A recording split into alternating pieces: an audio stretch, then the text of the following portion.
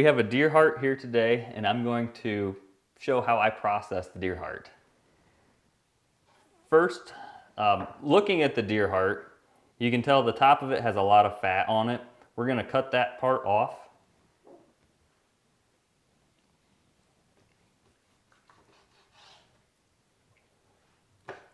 And that opens up down to the meat of it. And there's more fat on the side that I like to trim off.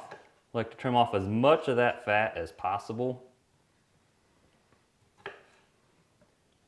And then once we get a majority of this fat trimmed off, we're ready to slice it.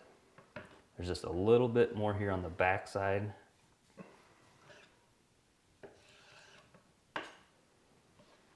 Now we're ready to slice it. I'm just going to go down starting on the edge, and about 3/4 of an inch thick is what I like to cut it.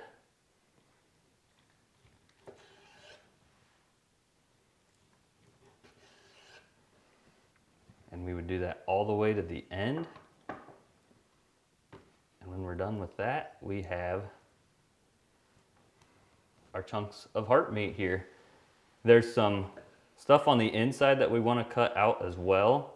It's almost like silver skin and connective tissue. So we're just going to cut that away. Now that we have it sliced, it can either be marinated to put on the grill, or it can be seasoned to be pan fried.